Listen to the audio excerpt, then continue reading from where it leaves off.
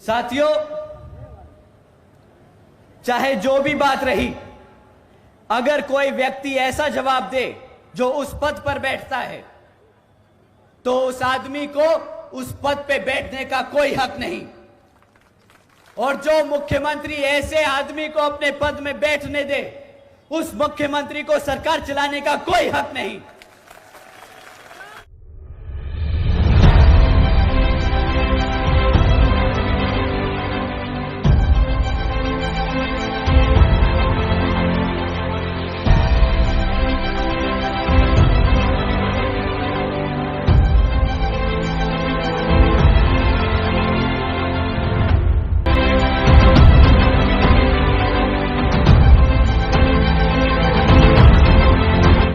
परम सम्माननीय माननीय आकाश सर,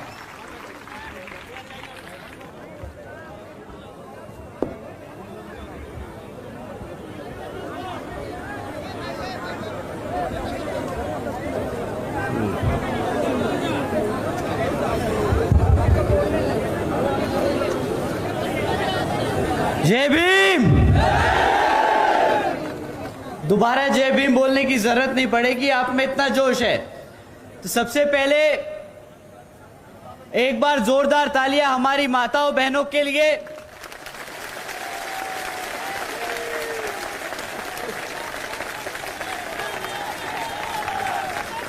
हमारी माताएं बहनें जो अपना कामकाज छोड़कर दिन का हमें यहां पे इतना समय निकालकर सुनने आए, आप सभी का तहे दिल से शुक्रिया अदा।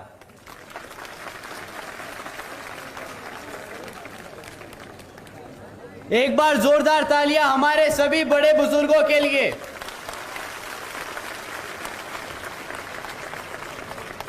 आप सबका आशीर्वाद और आप सबकी डायरेक्शन जो आप हम युवा साथियों पर कृपा करते आए हैं, तो आप सभी का भी बहुत बहुत धन्यवाद। एक बार जोरदार तालियां हमारे सभी युवा साथियों के लिए।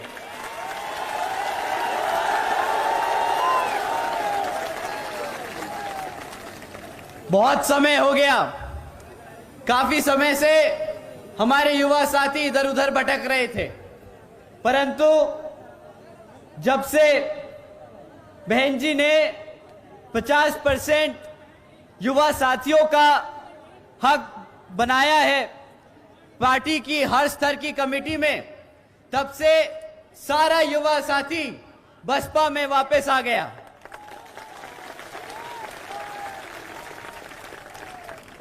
एक बार जोरदार तालियां हमारे गायकों के लिए। आप इतनी देर से हमारी पूरी जनता को मनोरंजन करते आए, तो आप सभी का तहे दिल से शुक्रिया अदा।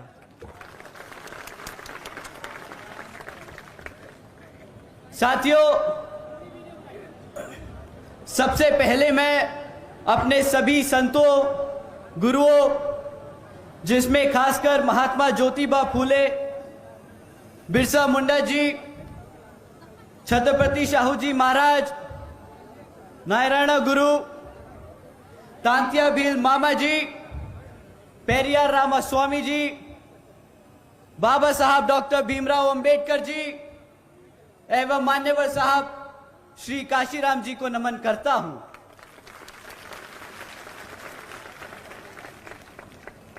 मान्यवर साहब श्री काशीराम जी की एकमात्र उत्तराधिकारी हमारी आदरणीय बहन कुमारी मायावती जी को भी नमन करता हूं।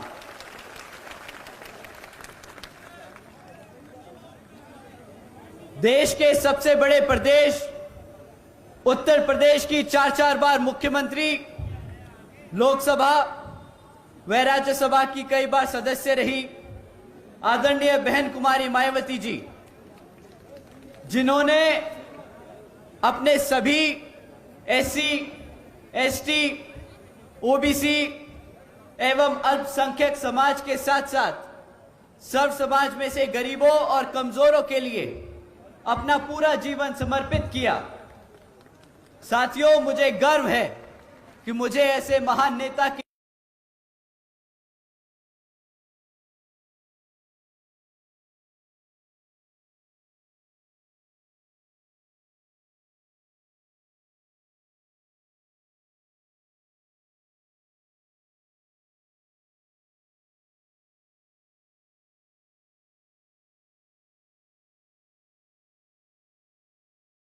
पदाधिकारी और सभी कार्यकर्तागण का भी मैं तहे दिल से धन्यवाद करता हूं कि आप सब ने इतनी मेहनत से इस प्रोग्राम को सफल बनाने में अपना पूरा मन तन और धन लगा दिया। तो आप सभी का भी बहुत बहुत धन्यवाद। साथियों, मैं अपनी बात शुरू करने से पहले बाबा साहब डॉक्टर भीमराव अंबेडकर जी की एक बात बताना चाहूंगा। जब बाबा साहब डॉक्टर भीमराव अंबेडकर जी ने संविधान लिखना चाहा, तो वो उन्होंने इस मंशा से लिखना चाहा कि वो एक समता मूलक समाज की स्थापना करना चाहते थे। उन्होंने लोकतंत्र की कुछ इस तरह व्याख्या की थी। मैं अंग्रेजी में बोलूंगा, उसके बाद इसको हिंदी में समझाऊंगा।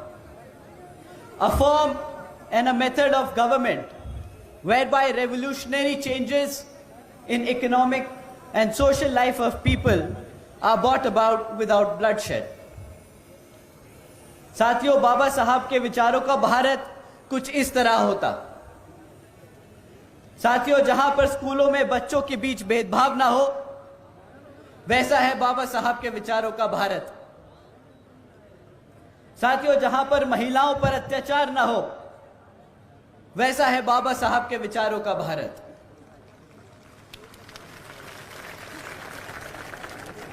साथियों, जहां हर जाति और हर धर्म को बराबर का सम्मान मिले, ऐसा है बाबा साहब के विचारों का भारत। परंतु दुख तो इस बात का है साथियों कि हमारे एमपी में बीजेपी की सरकार संविधान के हिसाब से नहीं, कुछ लोग, मनुवादी लोग जो इस तरह की सोच रखते हैं, उनके हिसाब से चल रही है। साथियों, आप सब श्रीमती भारती कसडेकर जी के बारे में जानते हैं कि किस तरह उनके परिवार के साथ, उनके परिवार के 5 सदस्यों के साथ यहां पे बेदर्दी से उनके 5 सदस्यों की हत्या कर दी गई थी। साथियों, हैरानी की बात यह नहीं कि उनके परिवार के 5 सदस्यों की हत्या कर दी गई। यहां पर हत्या होना अब आम बात हो गया है। परंतु हैरानी की बात यह है कि जब भारती जी 200 किलोमीटर पैदल चलकर अपने ही जाति के गवर्नर जी से मिलने आई, मदद मांगने आई, तो गवर्नर साहब ने उनसे मिलने से ही इनकार कर दिया। साथियों, इस मनुवादी सोच रखने वाली सरकार में लोग ऐसे हैं कि चाहे उनकी जात और धर्म आपसे मिलती हो, परंतु उनकी सोच आज भी उन मनुवादी लोगों की तरह है। साथियों, जिस सरकार में अपने ही समाज के लोग मदद करने से इनकार कर दे, वो सरकार के बारे में आप सब बखूबी जानते हैं। साथियों, आप लोगों ने रामजी लाल अहिरवार के बारे में भी सुना होगा कि किस तरह 2 लोगों ने, 2 मनुवादी सोच रखने वालों ने उनकी मार मार के, पीट पीट कर हत्या कर दी। और किस बात पर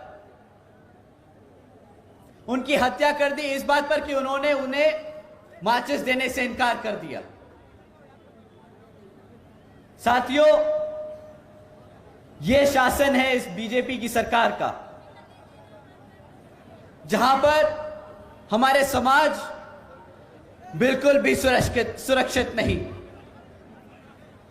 अभी 8-10 दिन पहले की बात है, आप सबने सुना होगा कि किस तरह एक 15 साल की बच्ची का बलात्कार कर उसे उज्जैन की सड़कों पर फेंक दिया मरने के लिए। साथियों, ये सिर्फ कुछ घटनाएं हैं उन 16,900 में से जिनके आज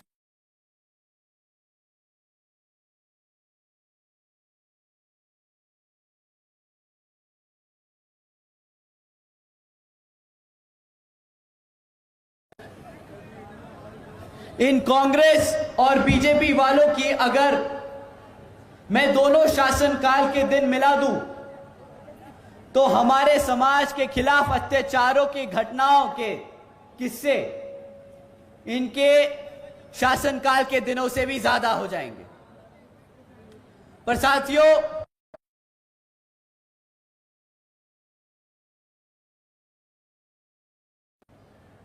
कमलनाथ जी और शिवराज जी को बताने का कि हम पिछले 5 साल में कुछ भी नहीं भूले हैं और अब जब आप हमारे बीच में आएंगे तो हम आपको बता बता के याद दिलाएंगे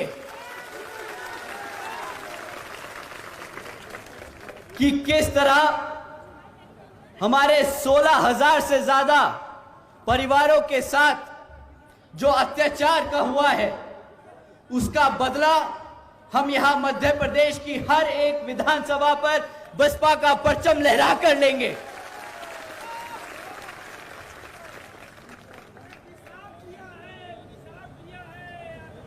साथियों, शिवराज जी ने वादा किया था बहुजन समाज को प्रतिनिधित्व देने का।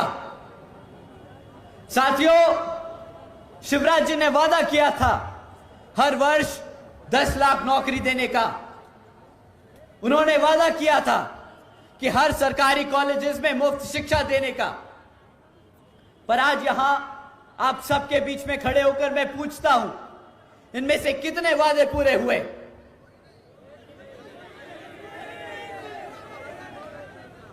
साथियों, वादे तो पूरे करे नहीं, पर उन्होंने पिछले 2.5 साल में बहुत काम करा है, बहुत काम किया है, बहुत मेहनत करी उन्होंने।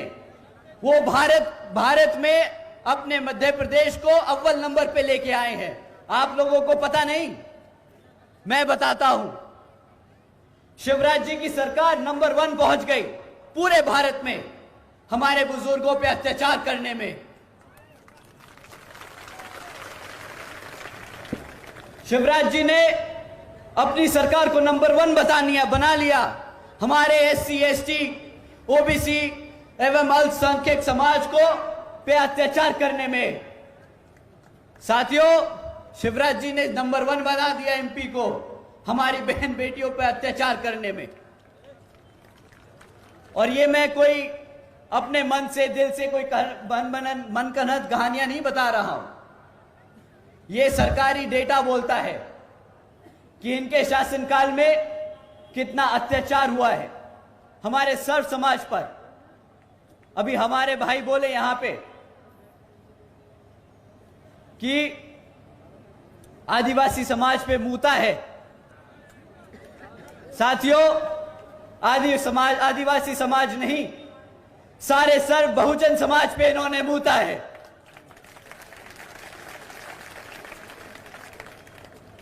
इसका जवाब अब आपको देना होगा। इस बारी जब ये आपके बीच में आए तो पूछना नहीं कि आपने क्या काम किया, पलट के बताना कि भाई साहब आप आए तो जरूर है, पर अब आपके जाने का समय आ गया है।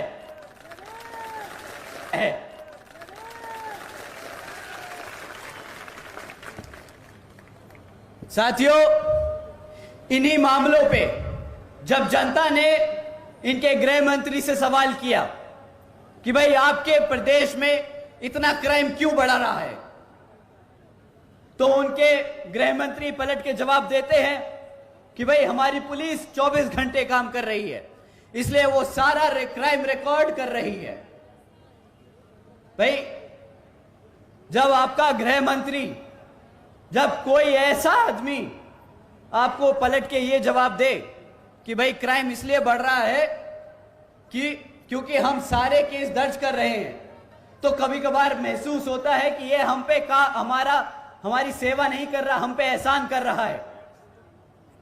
साथियों, या तो वो आदमी हम पर एहसान कर रहा है, या जो आदमी ऐसा जवाब दे वो बिल्कुल ही निहायती बेवकूफ और गधा आदमी है। क्यों? इसीलिए सरकार में बिठाया था आपको आज जनता पूछेगी, चुनाव आ रहा है, पूछेगी कि पुलिस को सिर्फ रिकॉर्ड रखने के लिए रखा था या फिर हमारी जनता को, हमारे समाज को बचाने के लिए रखा था। साथियों,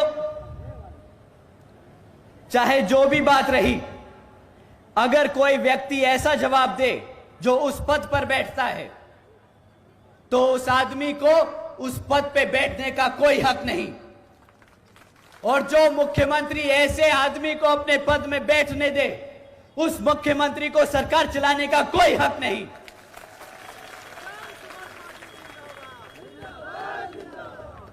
तो साथियों, आज इन्हीं हरकतों की वजह से बीजेपी को अपने केंद्र मंत्री चुनाव में उतारने पड़ रहे हैं। पर शायद वो भूल गए हैं कि बसपा ने यहां पर 2 बारी मुख्यमंत्री को हराकर वापस भेजा है, तो ये केंद्र मंत्री आपके सामने क्या कर पाएंगे। साथियों, अगर बीजेपी अपने 2.5 साल में इतनी तरक्की कर पाई है, तो कांग्रेस कुछ कम नहीं।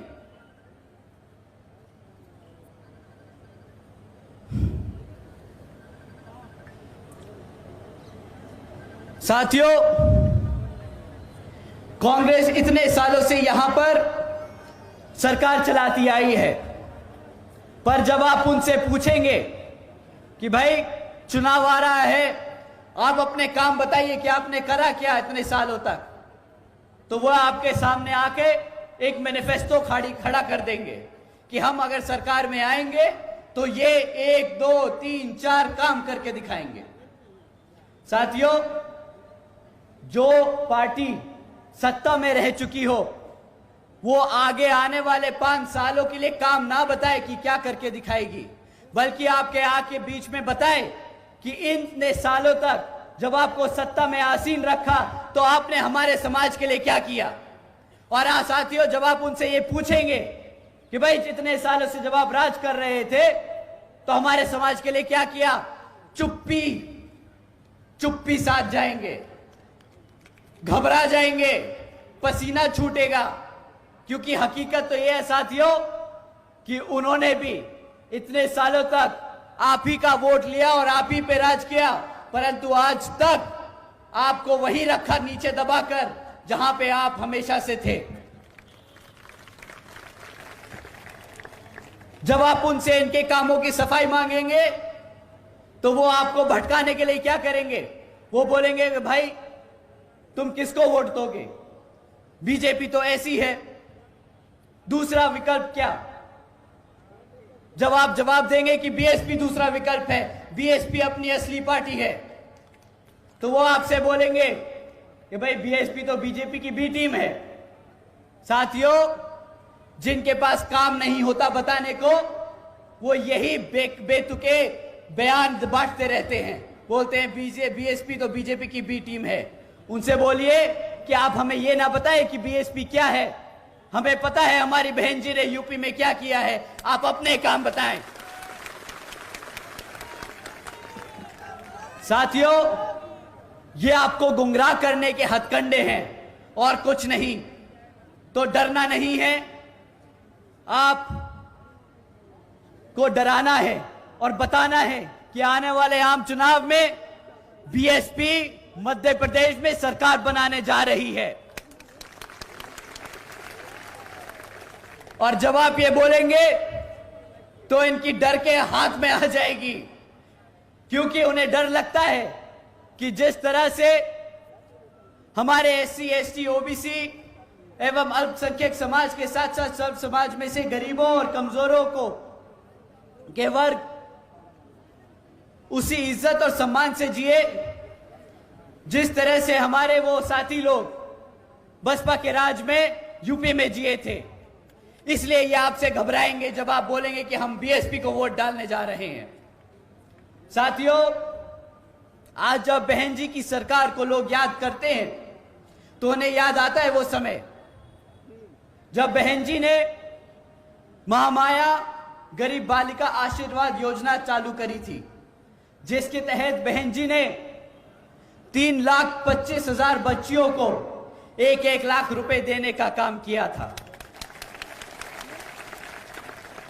साथियों, इस योजना के तहत बहन जी ने 3,250 करोड़ से ज्यादा रुपए अपनी बच्चियों को देने का काम किया।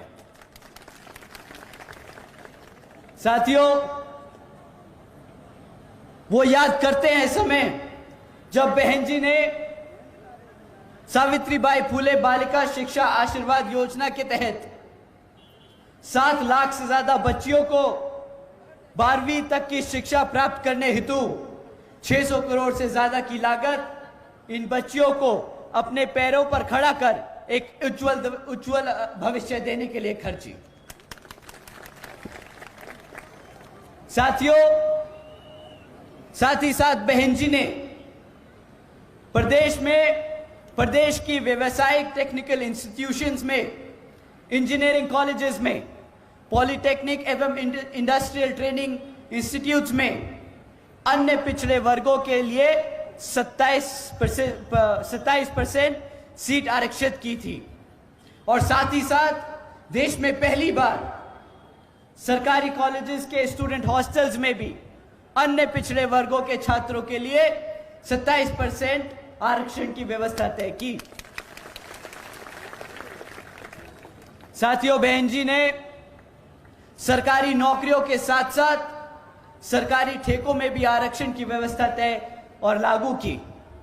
और साथियों, याद करते हैं वो समय कि किस तरह बहन जी ने सरकार बनने के बाद ही तुरंत नौकरियों की भर्ती पर लगी रोक को हटाकर बहुजन समाज के साथ साथ सर्व समाज के सभी जरूरतमंद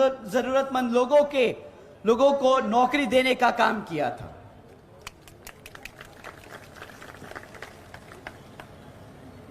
साथियों, बहन जी ने कृषि एवं संबंधित कार्यों में मिनिमम वेजेस को 55 रुपए से बढ़ाकर 100 रुपए प्रतिदिन कर दिया था। और अन्य पिछड़े वर्गों के लोगों की क्रीमी लेयर की वार्षिक आय सीमा 3 लाख रुपए से बढ़ाकर 5 लाख रुपए कर दी थी। साथियों, आदरणीय बहन जी ने अपने शासनकाल में 90,000 से अधिक शिक्षकों को सरकारी नौकरी दी, 1 लाख से अधिक सफाई कर्मचारियों को भर्ती किया, 2 लाख से अधिक जवानों को पुलिस फोर्स में भर्ती किया। और साथियों, इससे 2 फायदे हुए। एक तो हमारा युवा वर्ग नौकरियों पे लग गया और दूसरा हमारे युवा साथियों को अपना प्रदेश और अपना घर छोड़कर दूर नहीं जाना पड़ा अपना पेट पालने के लिए। तो साथियों, अब समय आ गया है हमें बाबा साहब के दिखाए रास्तों पर चलकर और मान्यवर साहब के बताए तरीकों का इस्तेमाल करके, और भूलना नहीं बहन जी के बेबाक अंदाज को हमें अपने दिल और दिमाग से अपनाना होगा। तो साथियों, समय आ गया है कि अब हम सब एकजुट होकर हमारे समाज के हर एक व्यक्ति को बसपा से जोड़ने का काम करें और बता दें कि हम आ रहे हैं हर उस चीज के लिए जो इस संविधान में हमारे समाज के लिए हमारे गुरु देकर गए हैं, बाबा साहब डॉक्टर भीमराव अंबेडकर जी।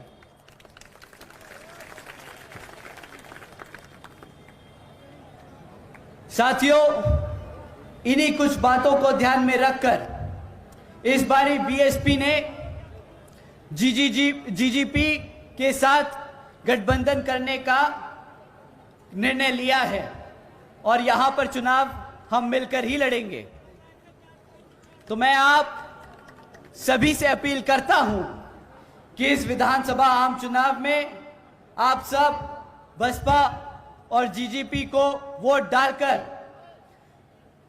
यहां पर सरकार बनाने का काम करेंगे।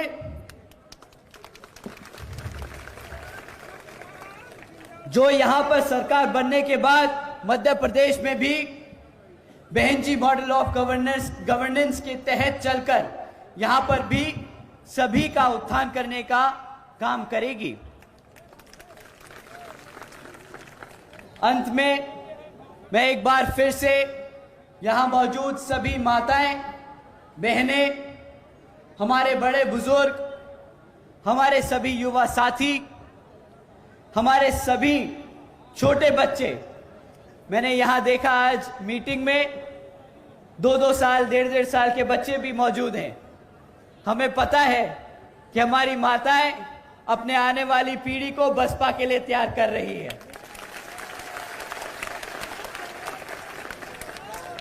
और दिल खुश होता है देखकर कि मुझे एक युवा, सबसे पहले एक युवा कार्यकर्ता और बहन जी के आशीर्वाद से आपके बीएसपी का नेशनल कोऑर्डिनेटर बनाने का काम किया और आप सबके बीच आके लगा कि मुझे एक कार्यकर्ता को इससे बढ़िया साथी कभी नहीं मिल सकते थे।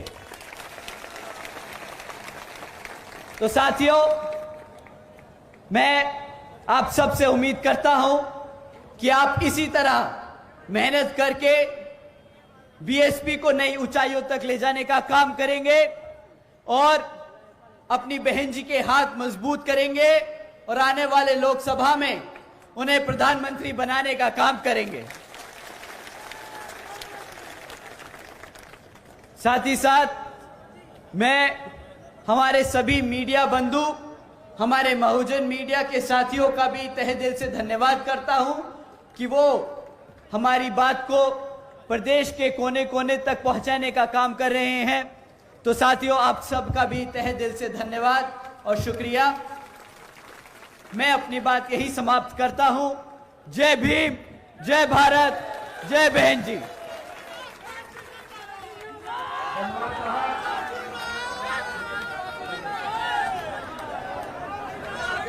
साथियों, आप लोग शहर से बढ़ जाए। अब मैं चाहूंगा कि हमारे सिवनी से चलकर आदिवासी भाई माननीय साहब के सामने कुछ अपना हमारा नहीं है। यदि आपको वीडियो पसंद आया हो तो लाइक करें, शेयर करें और इस तरीके के और वीडियो देखने के लिए चैनल को सब्सक्राइब करें।